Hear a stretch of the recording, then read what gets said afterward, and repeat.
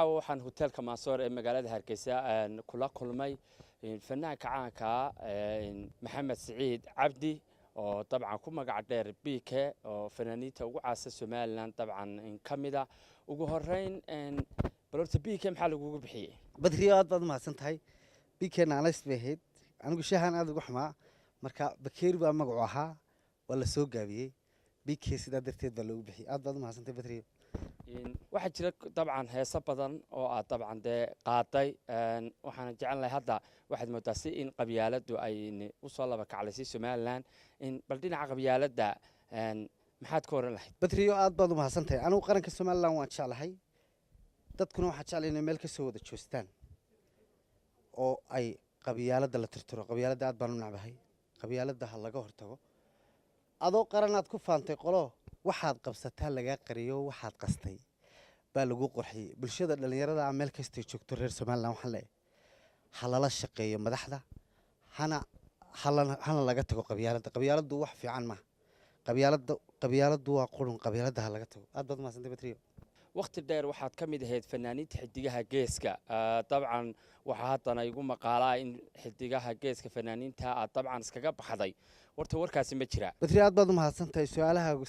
sidii siyaasadda waad ii weydiinaysaa hadalkaagu kulliya kooxdaas waa walaalahay waan ka tirsanaa in fara badan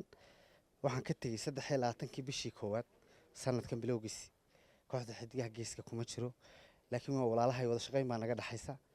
maasha Allah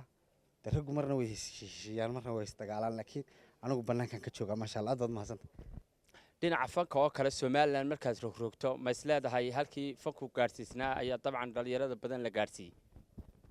wallahi kooxdaasi meel fiican bay gaareen iyo fanaaniin kaleba fankuna wax qurux badan dadaalka la sii badiyo baan leeyahay oo la sii wado fanka waliba fanaaniinta waxaan ku wacyigelinayaa inay dadka u sheegaan wixii xun ka reebaan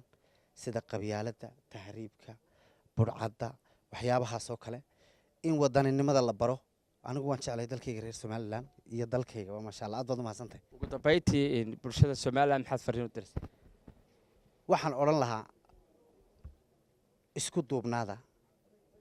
xanaftii doorashadu reebtayna ka taga qabiilka ilaaba idinkoo isku duuban la shaqeeya maamulka jira oo idinkoo isku duuban qabyaaladana ka taga siyaasiyiintana waxaan oran lahaa shaashadaha iska maagina dadka si fiican u xalliya maasha Allah madaxweynaheena Muuse Biixi Cabdina aad baan ugu hambalyeynaya aad baad u mahadsantiin Ariel TV iyo Batri Kosaarba aad baan idin salaamaya dhalinyarada quruxda badan leh